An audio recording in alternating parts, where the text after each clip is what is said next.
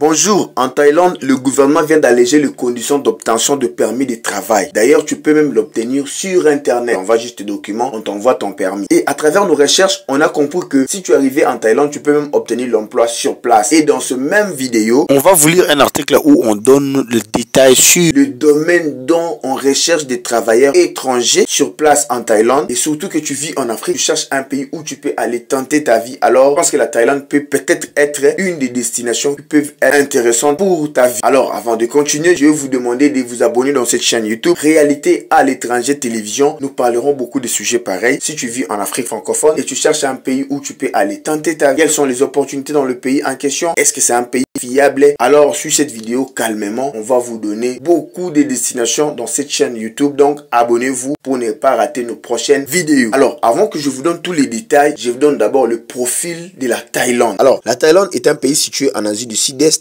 bord de la mer d'Andaman et du golfe de Thaïlande au sud-est de la Birmanie. Et sa capitale est Bangkok. Et la langue parlée là-bas est le Thaï. Et la monnaie utilisée là-bas est les bahts. Et le PIB par habitant est de 7182 $ américains. Et le salaire minimum est de 360 à 374 bahts. Et ce salaire est fixé selon la province où vous vivez ou voire même la ville où vous résidez. Et le président de la République là-bas est plutôt un roi qu'on appelle le roi Rama V. Et la Thaïlande est le 28e économie mondiale et la deuxième économie de l'ASEAN après l'Indonésie. Et le passeport thaïlandais est classé 64e passeport le plus puissant au monde. Alors, d'où viennent ces informations? Ces informations viennent de ces sites internet sur le fond de votre écran www.aseanbriefing.com. C'est un article publié le 16 avril 2025 intitulé La Thaïlande simplifie le processus de permis de travail pour les travailleurs étrangers par Ayman Falak, donc qui a écrit. En fait, ici, on explique un peu comment est-ce que le gouvernement de la Thaïlande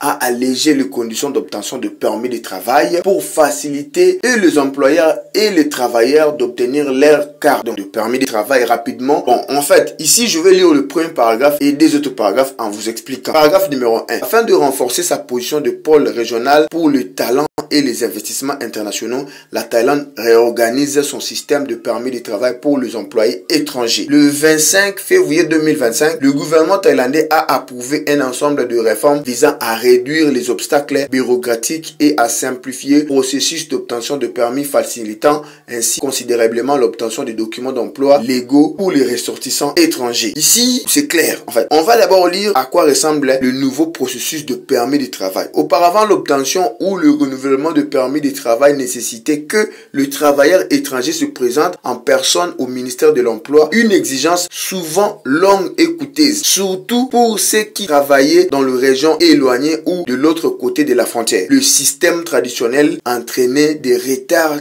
tant pour le travailleur que pour les employeurs et ajouter des frictions inutiles au processus d'embauche. Les réformes récentes approuvées visent à simplifier ce processus en offrant une plus grande flexibilité. Les travailleurs étrangers peuvent désormais autoriser un tiers à récupérer leur permis. Le permis de travail peut être délivré par le courrier ou... Alors ici, on précise très bien. Les travailleurs étrangers peuvent désormais autoriser un tiers à récupérer leur permis. Le permis de travail peut être délivrés par courrier ou par voie électronique, éliminant ainsi la nécessité d'un retrait en personne. Ces changements s'appliquent à toutes les catégories de travailleurs étrangers, y compris ceux du secteur du divertissement et de la création, qui sont traditionnellement confrontés à des procédures plus complexes. Si tu es styliste, tu as une chaîne YouTube, voilà, donc tu es un nomade, des choses comme ça, franchement, donc l'objectif est de rendre le système plus accessible et plus aligné sur les initiatives du gouvernement numérique, tout en allégeant la charge administrative pour les entreprises qui dépendent de la main-d'œuvre internationale. Vous comprenez que en Thaïlande, vous pouvez obtenir votre permis de travail sans même aller au bureau. Si vous trouvez juste un employeur sur place, il accepte de vous engager. Et on vous donne ici la liste des entreprises qui engagent des étrangers. Et puis ensuite, voilà, peinard, vous êtes à la maison, vous envoyez juste vos documents sur Internet et vous obtenez votre permis de travail sur place en Thaïlande. Deuxième paragraphe. Une dépendance croissante à la main-d'œuvre étrangère. Thaïlande dépend depuis longtemps des travailleurs étrangers pour combler les pénuries de main-d'œuvre dans le secteur clé. En 2024, le pays comptait plus de 2,3 millions de travailleurs étrangers